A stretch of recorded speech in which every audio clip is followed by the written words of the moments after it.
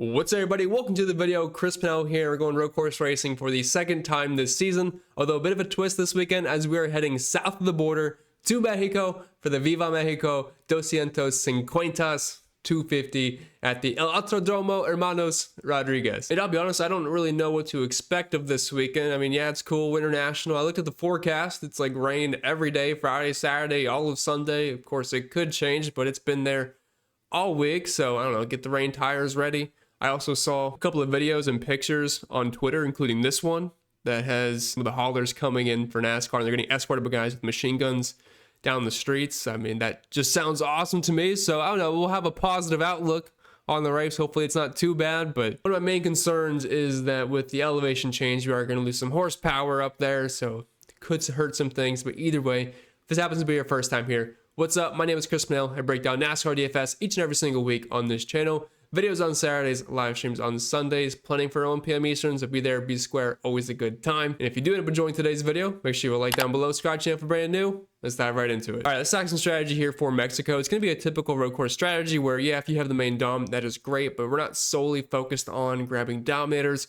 We're just looking for drivers that are priced well enough for how they can perform based off their place differential upside or finishing position potential. You know, sometimes at road courses it doesn't make sense to stack up these guys that are extremely expensive because you can make some very nice balanced builds. Of course, that's going to completely depend on what we see in practice and what we see in qualifying. I'm recording this part beforehand, so could flip the strategy there. We'll go over it afterwards, of course, but right now I typically have been building pretty balanced lineups here at the road course, just the way pricing is. We have 100 laps, 242 miles, which means 70 maximum dominator points are available to us. So like I said, the dominators just aren't as important. Sure, if you find the guy that leads 60 laps and wins the race, you're going to want him in your lineups, but it kind of coincides with the high finishing position potential typically. And we also have an extremely long straightaway. If you were looking at the track outline here, it looks like a Pocono straightaway. That is very, very long. And there's also a baseball field inside of the track that I just noticed, and that is weird. Either way, it's just your typical road course strategy. Maybe you play one lap leader that we think can win the race, say SVG, for example. Then we kind of go balanced after that if that's how practice and qualifying takes us, and we go from there. Now, there is going to be quite a bit of practice this weekend. I believe we have 2 one-hour sessions on Friday, and if it's going to rain during the race, I'm hoping it's wet out for practice because that could definitely have some better translation for us. And really quick, we're just going to look at one figure this week, but this is just the next-gen road courses, which is roughly a 20 race sample size. And as you can see, there's not anyone that's like super high up to close to the number of 1. Sometimes at certain tracks or whatever we look at, we'll have a guy that pops up with like a 5 or a 4. The best in this sample size is like a 10. So road courses can get quite bunched together. Now, there's certainly the drivers that are better at them than the others, and there's a bit of a skill gap at road courses compared to ovals, where almost everyone's decently enough good at ovals. Road courses, there is a bit of that skill gap. If you look at the very top right, we have Tyler Reddick and SVG. SVG is, of course, working with a smaller sample size, but nonetheless, he has ran very well at the road courses that he's been in. Reddick's been incredible. Chase Elliott kind of gets the notion that he is washed at road courses these days, but I have plenty of stats to dispute that fact. He has, or theory, I should say, he's been very strong at the road courses. He's at the top in terms of fast laps, dominator points, and he's ran extremely well at them. He will win eventually once again. I don't know if it'll be this week, but he has ran well enough to where it's just going to have to happen. Bell's been great. William Byron, Dinger, we know he's a road course ringer, although slightly less these days. McDowell's up there. Busher is an excellent finisher. I believe he has the most top 10s of any driver next-gen road courses. Kyle Larson as well, Chastain, and then we kind of start to break off a little bit. Bowman's, I think, a bit underrated. Ty Gibbs has some really good runs and some other runs where it's just all right. And Kyle Busch also kind of pops up there as well. I just want to point out really quick, I'm recording this on Thursday, so we're probably going to have the information by the time this video is out, but it looks like Denny Hamlin's probably not going to make the trip to Mexico, which means Ryan Truex will fill in the 11 car. We'll have to see what the price tag is or DraftKings adds him. I don't know if he's in there yet, but Danielle Trotter reported that if Denny Hamlin said that Jordan, if she does not deliver the baby by Thursday, he will not get on the plane. He will not make the trip to Mexico because obviously it's a little bit tougher to fly in from a different country than across the states. So just a heads up. And finally, moving on to the driver by driver breakdown, I do have to mention one thing first. That is, of course, if you want to join the best NASCAR DFS community out there, I do cover baseball every single day in a similar fashion. Link is down in the description or the pinned comment for the Patreon. And if you are a new user, you can sign up completely free for a week and test drive all the tools that I have to offer. So there's absolutely no reason not to unless you just don't like me, which I guess is fine. But I will mention everything on here if you guys want to screenshot or pause the video, be my guest. But you will not find this amount of data or tools that covers the Trucks, Xfinity, and Cup series at this price tag and everything that I have to offer, including optimizers for DraftKings and FanDuel, and the DraftKings Contest Simulator, which you can send up to 10,000 lineups at once, and you can see which lineups stack up the best in tournaments or which drivers offer the best ROI before the race starts, whether it be in single entry tournaments, large field GPPs, or even cash games. So if you're gonna come in, check it out. I'd love to have you. If not, that's fine. But let's get right into it. All right, it's the next day. Practice and qualifying has concluded. We had 2 one-hour sessions on Friday. I was worried about the rain, kind of canceling those, but it was all good. And then on Saturday, we had qualifying, which ended up getting rained out, I believe, for the last 5 minutes of that. So maybe we didn't get everything out of these drivers that we potentially could have, and maybe the field looks quite a bit different, but this is what we had to work with. And as you can see, there's a lot of chalk up top, including Christopher Bell, William Byron, and Tyler Reddick. Just looking at it, those are the first guys that are going to pop out. And then you have the odds on favorite SVG, favorite going in, and favorite going out being on the pole. So let's head over to practice here and see what we have to work with. We do have some lap data here for consecutive lap, although with it being a road course, it's kind of hard to put that many laps down consecutively. But SVG, McDowell, Gibbs, Bell, Larson, Elliott, all guys that I expect to be great at a road course. They were fast, so yeah, not really too surprised with that. But I would head over to the lap by lap data. Now, I did combine the 2 sessions, so as you can see here, there's going to be a break after lap 24 because Tyler Reddick ran the most laps, and I believe he only got up to 24, and then the next session started. So I just combined the 2. We didn't get as many laps in the second session. But if you just put that all together, compile it, best raw laps, Todd Gillen was actually up at the very top. He was very quick in the second session. Ty Gibbs, Chastain, SVG. Blaney's second session definitely bumped him up a bit. Bell, McDowell. I mean, guys I'd expect to be up there. I wouldn't expect Gilly to be that high, but he's a decent road course racer. If we sort this just by the overall lap averages, SVG's at the top. Gilly's right there. McDowell, Bell, Elliott. Good road racers. No Gregson killed his car, only ran 3 laps, so you can probably throw that out. That doesn't really mean anything. But Ty Gibbs, Byron, Larson, no real surprises. Tyler Reddick was pretty bad in practice. He said he hated his car. That's definitely a concern, so we'll have to see what he looks like in the actual race. But qualifying wasn't great for him either, so I know he offers place differential, but there's plenty of other guys to get to for kind of scared of Tyler Reddick this weekend. But I think the practice winner was SVG, but I mean, like I said, he's the favorite, so no surprise there. And Ty Gibbs, I thought, looked really good. So let's go driver by driver. Let's break this down. Of course, I have net projections or anything. That'll be later this evening and on the Patreon, and then we'll go over it more in the live stream tomorrow afternoon. But we'll start with the 5-figure range first. Only 3 drivers, and keep in mind, guys, only 100 laps, so there's not that many dominator points available. 70, and obviously there's going to be caution laps, so it's not really a dom race. It's just finishing position, place differential. But if you do nail the main dominator and he finishes top 3 or wins the race, yeah, you'll want him in your lineup. And the one guy that, to me, that makes sense to play would be SVG in that sense. I think it's kind of likely he leads a good chunk of laps in this race, and I think it's likely he contends for the win. Of course, there's a lot that can happen, and then things are going to get shuffled on pit road, so I'm sure we'll be in traffic at some point, maybe multiple times. And if that's going to be the case, this makes it pretty scary starting in first. So I'll have to see if the projections like him in cash games or not, but if I am going to play one guy up at the very front that I feel confident in, I like Ty Gibbs, but he's in a completely different price range. I'm talking in this upper echelon. SVG would be that guy. But the cash game lock is going to be Christopher Bell. He's starting in 31st. He won our only road course race we've had of the year at COTA. Now, I know COTA is not a direct comparison to this Mexico race. It's still, you cannot fade Christopher Bell starting in 31st, in my opinion, at least in cash games. Of course, in tournaments, if you want to, instead of going Christopher Bell, save some money with the Chase Elliott starting in 12th or an AJ Allmendinger, perfectly fine. But Bell's a good road racer. He was one of the best cars in practice. I mean, yeah, it's just very easy to play Bell. He is the perfect road course play. We look for drivers that have high finishing position potential and place differential, and Bell checks both those boxes, and he could legit potentially win the race as long as pit road goes his way in strategy. And Kyle Larson, he's in the same category as SVG. I just think it's not as likely he leads laps over SVG because SVG's got the track position, and plus SVG is just, this track I think is kind of just perfect for him. So I definitely have to give the lean to the Aussie, New Zealander, whatever. Dropping out of the 9K range to major potential chalk plays, although my preference would be William Byron over Tyler Reddick. I'm kind of concerned with Tyler Reddick this week. I mean, I think he'll probably finish above from where he started, but William Byron's only $2 more. He was better in practice. If we head over to the practice times, so we have William Byron in this ranking system. We have Byron at 15.6, and then we have Tyler Reddick all the way down at 27.2. If you look at their lap by lap average, I believe that bumps Reddick up a little bit, but not great. He's still pretty low on this list. I think around like 24th, 25th. And then we have William Byron much higher. So if you had to pick between the two, I'm going to side with William Byron as of right now. And in his own right, he's also a really good road racer. And you get the extra PD. He's $500 cheaper on FanDuel. So I'm going to go with Byron over Reddick. Both are playable, of course, but Byron will project better. Then you just have 3 really good tournament plays right here.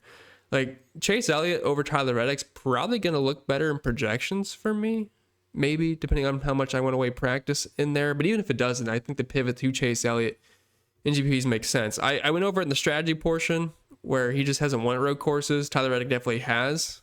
But Elliott's still been great. If we look at a 6-race sample size since last year at the road courses, I mean, Elliott's he's been awesome. The laps that haven't really been there last year, but 3 top 5s, which is tied for the most with Reddick, Byron, and Christopher Bell. Like, he's still been awesome. And then if you look at a near 20-race sample size in the next gen era, 17 races for Chase Elliott, still some of the best overall numbers. He actually has the most top 5s of any driver, and also the 3rd most laps led and the 2nd most fast laps, only behind SVG, which is even a smaller sample size. So I think Elliott's a fine play on either site. Probably not a cash play, maybe a cash play. It just depends what your price range lands you in, but I think most people probably start with, say, Christopher Bell and William Byron, or Christopher Bell, SVG, and William Byron. You probably can't afford Chase Elliott at that point. AJ Allmendinger's fine, but I do trust Chase a little bit more. He can be a little bit more erratic at these road courses. The upside's certainly there, but definitely only GBP. And then Ross Chastain, probably better FanDuel play at only $8,500 because the PD doesn't mean as much on FanDuel. I mean, it still does, but you don't get quite the points for it.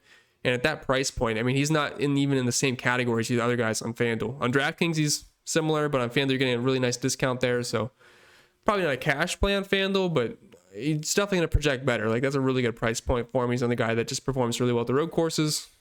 Not always a contender, but usually a top 5, top 10 guy. 8K range, looks like just a bunch of tournament plays here, just based off the price tags and these starting positions. Kyle Busch is in 11th.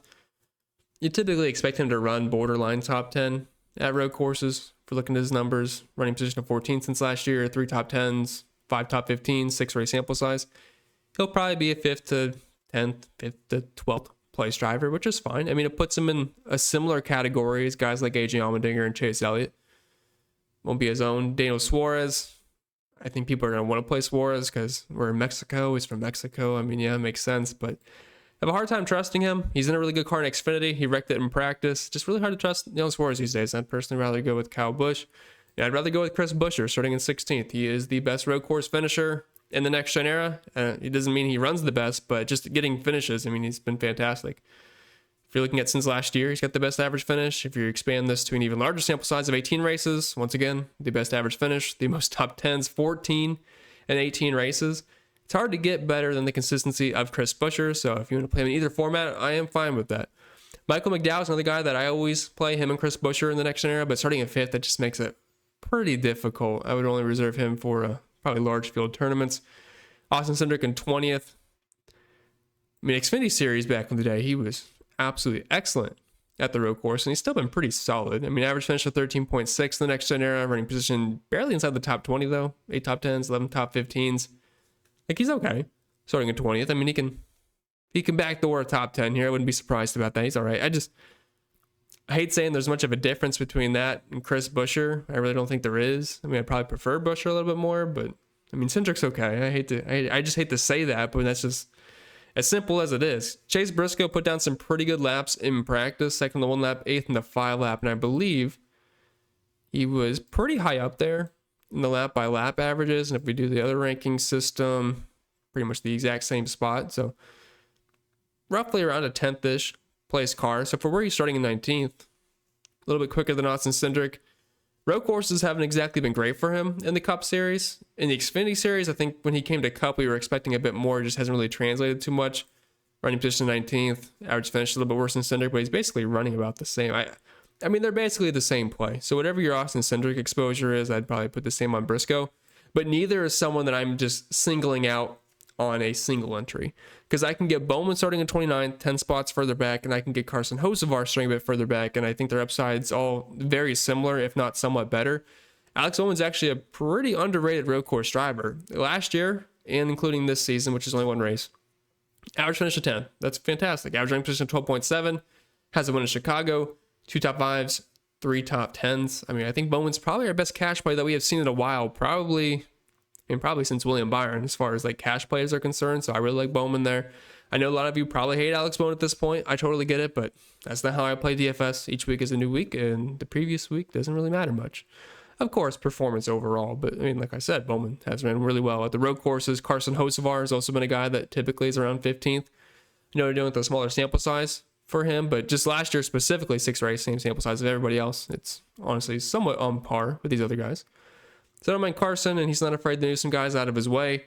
Ty Gibbs, probably one of the better turnip plays, starting in 4th at his price point, just super low. He is a race-winning contender at these road courses. We have seen it quite a few times. Now, I know last year he had some pretty poor finishes at them, but that also includes 2 top 5s. Like, he has the potential for it. It's just he runs into issues sometimes and he kills his race, which has been the story of his season so far.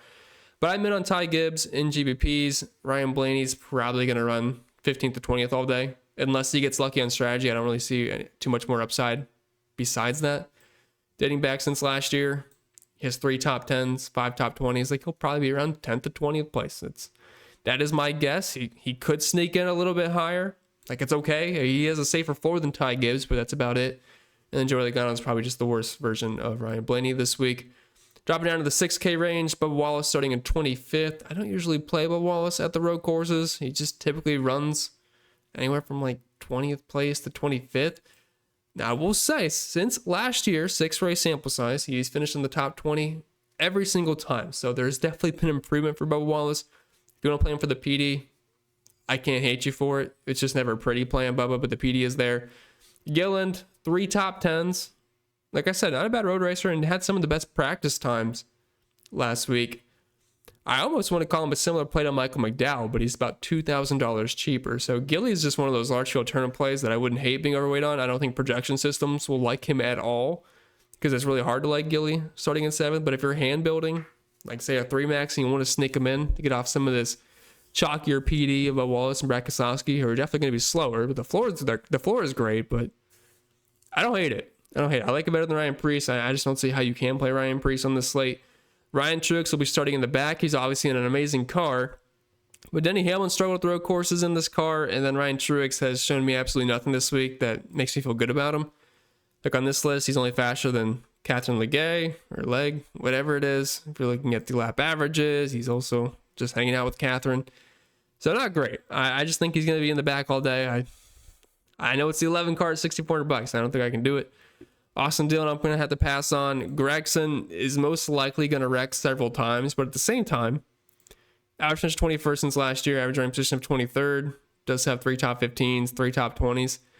I mean, at road courses, it all just depends on the shuffle at the very end, and when you are starting basically dead last, there's not much room for you to go backwards. So Gregson's a fine, cheap cash play if you're looking for the PD. Haley just looks pretty uninspiring here. Zane Smith, I don't mind as well. I don't think he's going to be nearly owned as Noah Gragson, but not the worst road racer since last year. I just finished inside the top 20, running position of around 20th. Does have a top 5 mixed in there, but the top 20 mark is not bad. 5 out of 6 races. So I don't hate Zane. The front row cars typically run pretty well at road courses. Then dropping down the 5K range, playing Barry seems not fun. I know he's in a different car, but the car doesn't matter too much at road courses, and he's been just pretty bad since last year. Eric Jones, another guy I think pretty much outqualified himself. Like, we have a lot of PD plays that got to move up, so that means guys like these are probably the ones that end up moving down. Custer, not really a fan of. So no, I just don't really like any of these guys, to be honest. If you want, you probably just attack the PD plays, but I don't, just based off the pricing this week, I don't really think you'll need to drop down to this range. So for me, I'm looking at Zane Smith and above and just not really having any interest in any of them. Because if I was, I would probably say Riley Hurst, but starting at 15th, that pretty much cancels it out. That's all I got for you guys this week. So I hope you enjoyed it. If you did, or even if you didn't, make sure you like down below. Subscribe to the channel for brand new. If you have any questions, comments, concerns, or check out all the extra content over on Patreon. you know where to find it. Link can be found down below. Wish you the best. I'll see y'all tomorrow, hopefully on the live stream, and I'll see y'all next time.